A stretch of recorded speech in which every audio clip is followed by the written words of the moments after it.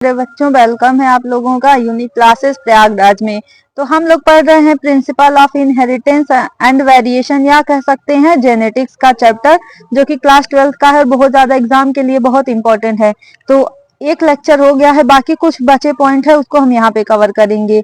In case of monohybrid cross with pure variety of,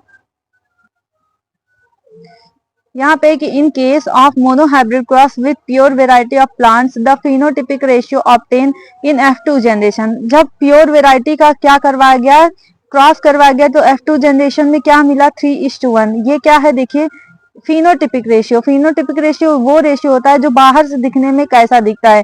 तो 3 जो है वो डोमिनेंट, मतलब 3 डोमिनेंट क्यों, क्योंकि 3 टॉल होंगे और एक डॉर्फ होगा। ठीक है, एक डॉर्फ एक 3 टॉल। तो टॉल जो प्लांट थे वो क्या थे, वो डोमिनेंट ट्रेड को दिखा रहे थे। और भी 7 पेयर डोमिनेंट ट्रेड थे। आप जाके हमारे शॉर्ट्स वीडियो में चेक कर सकते हैं, या फिर प्रीवियस वीडियो में भी मैंने बताया है, वहां से भी देख सकते हैं। In case of dihybrid cross involving 2 pairs of contrasting character, जब डाई हाइब्रिड क्रॉस होता है तो वहां पे 2 पेयर कंट्रास्टिंग कैरेक्टर को यूज किया जाता है। उसमें F2 जनरेशन में जो फिनोटिपिक रेशियो होता है 9:3:3:1, 9:3:3:1। तो ये कंट्रास्टिंग कैरेक्टर हमको मिलता है।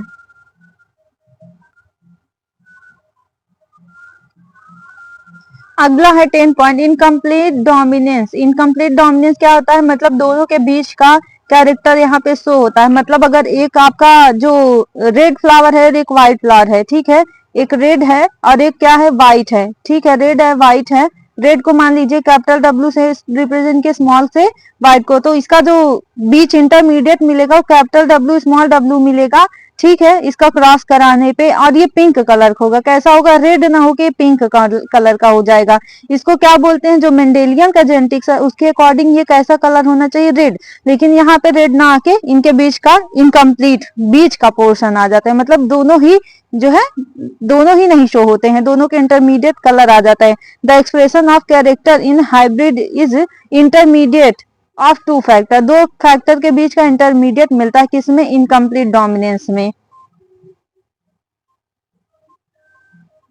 देखिए ये मेंडल का क्या है, मेंडल ने यहाँ पे क्रॉस करवाया था। ये 7 पेयर कंट्रास्टिंग कैरेक्टर है, एनसीईआरटी का डायग्राम है, आप देख लीजिएगा इसको। तो यहाँ पे देखिए सबसे पहले जो है क्या, सीड का शेप है राउंड और रिंकल। ठीक है, सीड का कलर कैसा, येलो ग्रीन। फ्लावर कलर कैसा, वायलेट, जो डोमिनेंट है। व्हाइट क्या है, रिसेसिव है। पॉड का शेप फुल डोमिनेंट है। कॉन्स्ट्रिक्टेड क्या है, रिसेसिव है। पॉड कलर ग्रीन डोमिनेंट है, येलो रिसेसिव है। फ्लावर का पोजीशन एक्सियल डोमिनेंट है, टर्मिनल रिसेसिव है। आपको याद रखना है, इसे डायरेक्ट पूछा जाता है एग्जाम में। यहाँ पे क्या है, पेटल्स, ये फ्लावर का कंप्लीट पेटल्स है, किसके, मटर के। पी प्लांट पे एक्सपेरिमेंट किया था, किस पे किया था, पी, जो मटर का प्लांट है, ध्यान रखिएगा। क्या आप बोलते हैं, पाइसम सटाइवम। बोटानिकल नेम क्या है, Pisum sativum, Pisum sativum. S small से है, मैं तो पाइसम सटाइवम है। आप जो है मैं लिख दे रही हूँ, Pisum sativum, Pisum sativum, small S है।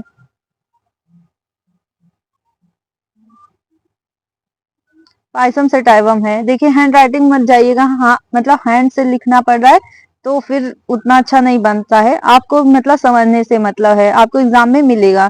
ठीक है, तो यहाँ पे क्या हुआ है, देखिए पेरेंट है। कैसा पेरेंट है, ये फीमेल पेरेंट है। कैसे पता फीमेल पेरेंट है, ये जो सिंबल है वो फीमेल का है, ये जो सिंबल है वो मेल का है। इधर से जो एंथर है उसको हटा दिया गया, कैसे, सीजर से एंथर को हटा दिया गया, तो बचा कार्पेल, केवल कार्पेल वाला पोर्शन बचा। और कार्पेल किसको रिप्रेजेंट करता है, फीमेल रिप्रोडक्टिव स्ट्रक्चर होता है कार्पेल, तो बचा इसमें फीमेल का ही पार्ट, तो ये फीमेल पेरेंट हो गई। और इधर से क्या किया गया, इधर से जो एंथर है, मतलब स्टैमेन का पार्ट जो एंथर है, जहां पे पॉलिन ग्रेन है, उसको ट्रांसफर करा दिया गया इस फ्लावर में, मतलब इस कार्पेल में। तो ये क्या हो गया, इसका पॉलिनेशन हो गया, transfer of pollen from anther to stigma, इसको नोन एज पॉलिनेशन, उसको पॉलिनेशन बोलते हैं। तो यहाँ पे ये क्या मिला, इतने सारे डोमिनेंट प्लांट मिले, जो ये जनरेशन मिला उसमें इतने डोमिनेंट प्लांट्स मिले। सब के सब कैसे हैं, डोमिनेंट ही है, ठीक है। अब यहाँ पे देखिए फ्लावर की ये वाला तो हो गया, तो ये डायग्राम आप याद रखिए। अभी हम आगे भी और देखते हैं।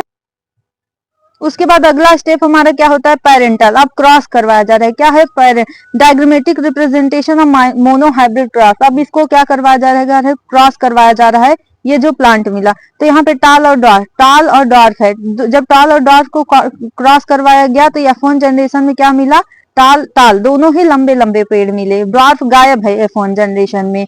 फिर इसको जब आपस में क्रॉस करवाया गया, मतलब एक को मेल बना लिया जाएगा, एक को फीमेल बना लिया जाएगा, तो क्या मिलेगा, F2 जनरेशन में, सेकेंड जनरेशन में, F1 मतलब फर्स्ट फीलियल जनरेशन, F2 मतलब सेकेंड फीलियल जनरेशन। तो F2 में क्या मिलता है, टाल टाल टाल, 3 टॉल मिलते हैं और एक डॉर्फ मिलता है। तो फिनोटिपिक रेशियो क्या हो जाएगा, 3:1 हो जाएगा। क्या हो जाएगा, 3:1 हो जाएगा फिनोटिपिक रेशियो। और यही रेशियो जो है आपके एग्जाम में पूछा जाता है कि फिनोटाइप का रेशियो क्या है, 3:1 है, ठीक। क्योंकि बाहर से कितने 3 लंबे दिख रहे हैं, एक छोटा दिख रहा है, तो उसको फिनोटाइप रेशियो बोला जाएगा। आइए कुछ और इंपॉर्टेंट पॉइंट है पढ़ लेते हैं। Character in A hybrid is intermediate of 2 factor.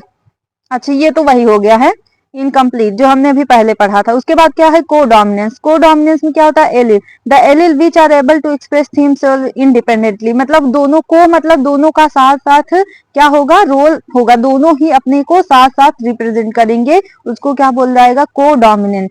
अगला है कि टेस्ट क्रॉस। टेस्ट क्रॉस क्या होगा, इंडिविजुअल ऑफ अननोन। जैसे मान लीजिए कोई फ्लावर है, अब हमको नहीं पता है, फ्लावर नहीं बनता है, कोई फ्लावर है तो उसको, उसका हमको पता नहीं है कि ये क्या है, डोमिनेंट है कि रिसेसिव है, तो उसके लिए हमको क्या करना पड़ेगा, टेस्ट क्रॉस करना पड़ेगा। Genotype is crossed with homozygous recessive genotype. हमेशा टेस्ट क्रॉस में याद रखिए, कोई भी फ्लावर हो उसको किससे करना है, जो रिसेसिव कैरेक्टर होगा उससे, कभी भी उस मतलब कि डोमिनेंट से नहीं करना है। ये एग्जाम में बहुत पूछा जाता है, स्टार मार्क लगा लीजिए। नीट के एग्जाम में, कोई भी एग्जाम हो जहां जेनेटिक्स से क्वेश्चन बनता है, वहां पे पूछा जाता है कि जो टेस्ट क्रॉस होता है उसमें रिसेसिव डोमिनेंट ट्रेट होता है, रिसेसिव ट्रेट होता है, दोनों होता है, ऐसे आपको कंफ्यूज कराएगा। तो ध्यान रखिए क्या होगा, रिसेसिव जीनोटाइप ही होता है, डोमिनेंट नहीं होता है। और बैक क्रॉस में क्या होता है, डोमिनेंट। ध्यान रखिएगा, दोनों ही इंपॉर्टेंट है। रिसेसिव बहुत पूछा जाता है, रिसेसिव को उल्टा, ये टेस्ट क्रॉस को उल्टा बैक क्रॉस है। बैक क्रॉस में क्या हो रहा है, डोमिनेंट जो जीन कैरेक्टर है उसको लिया जा रहा है। उसके बाद क्या आ जाता है, म्यूटेशन। म्यूटेशन में क्या होता है, डीएनए जो कि जेनेटिक मटेरियल होता है उसके मतलब क्रोमोसोमल पैटर्न में क्या होता है, चेंजिंग आ जाती है। It is defined as a sudden, abrupt and inheritable change in the progeny. मतलब कि ऐसा चेंज होता है कि जो होता है सडन चेंज हो जाता है और इनहेरिटेड, एक पीढ़ी से दूसरी पीढ़ी में ट्रांसफर भी होता है, उसको क्या बोलते हैं, म्यूटेशन। म्यूटेशन के बहुत सारे कारण होते हैं, केमिकल होता है, फिजिकल होता है, बायोलॉजिकल होता है, तो वो बात की बात है, वो बाद में हम इस पे बात करेंगे। Chromosomal theory of inheritance. अब क्रोमोसोमल थियरी ऑफ इनहेरिटेंस बहुत इंपॉर्टेंट है, जिसको किसने दिया था, सटन एंड बॉवेरी ने दिया था। किसने दिया था, सटन एंड बॉवेरी नाम के साइंटिस्ट ने दिया था। It is stated that gene are located the chromosome and they later segregate and sort independently during meiosis। तो जीन किसके ऊपर होता है, क्रोमोसोम के ऊपर होता है, जो कि किसका पार्ट है, डीएनए का। तो वहां पे होता है जीन। और ये क्या होता है कि जब मियोसिस का प्रोसेस होता है, मियोसिस कब होता है, हमेशा सेक्सुअल रिप्रोडक्शन के टाइम होता है मियोसिस। मियोसिस के time, sexual reproduction time meiosis होता है, तो उस समय क्या होते हैं, सेग्रीगेट, अलग हो जाते हैं, और एसॉर्ट मतलब हट जाते हैं, अलग हो जाते हैं, और अपने आप को अलग से रिप्रेजेंट करते हैं, अपनी अपनी जो उनकी कैरेक्टर उसको अलग से क्या करते हैं, ये रिप्रेजेंट करते हैं। नेक्स्ट पॉइंट है हमारा back cross. Back cross, cross between, ये हमने पढ़ लिया बैक क्रॉस कि डोमिनेंट जीन में होता है। म्यूटेशन भी देख लिया है, ये वाला बचा है। क्रोमोसोमल थियरी ऑफ इनहेरिटेंस, ये भी हो गया है। मतलब कि ये क्या होता है, क्रोमोसोमल थ्योरी याद रखिएगा किस पे होता है, सटन एंड बोवेरी नाम के साइंटिस्ट में दिया जाता है। आपसे पूछा जाता है क्रोमोसोमल थ्योरी का एक्सपेरिमेंट किस पे हुआ था, तो ड्रोसोफिला। किस पे हुआ था, ड्रोसोफिला। ये ऐसा मतलब मक्खी है, फ्रूट फ्लाई इसको बोलते हैं, ड्रोसोफिला। और मैक्सिमम एक्सपेरिमेंट जो है किस, मैक्सिमम एक्सपेरिमेंट ड्रोसोफिला, जिसको फ्रूट फ्लाई बोलते हैं, ड्रोसोफिला मिलानोगेस्टर, ड्रोसोफिला मिलानोगेस्टर। तो मैक्सिमम एक्सपेरिमेंट इसी पे होता है प्लांट में। और मतलब उसमें क्लोरेला प्लांट पे होता है न्यूरोस्पोरा, ठीक है। न्यूरोस्पोरा जो कि एक फंजाई है, प्लांट में मैक्सिमम उस पे होता है, और एनिमल में अक्सर ड्रोसोफिला पे होता है एक्सपेरिमेंट, मैक्सिमम जो एक्सपेरिमेंट होता है, ठीक है ना। तो ये तो पॉइंट हो चुका है। तो आज के लिए इतना ही, नेक्स्ट वीडियो फिर बनाएंगे।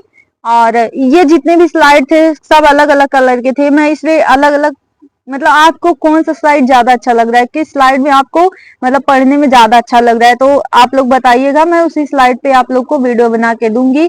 अगर आप लोग को वीडियो अच्छा लगा हो तो हमारे चैनल को सब्सक्राइब कर दीजिएगा नए वीडियोस के लिए, और लाइक करना बिल्कुल मत भूलिएगा। जो भी आपके फ्रेंड हैं, नीट एस्पिरेंट हैं, सीयूईटी यूजी एस्पिरेंट हैं, या टीजीटी पीजीटी में भी यहाँ से क्वेश्चन बनता है, तो प्लीज उनको शेयर करना बिल्कुल मत भूलिएगा। बहुत बहुत धन्यवाद, थैंक्स फॉर वॉचिंग कि आप लोगों ने मेरा वीडियो देखा। Thank you to all of you.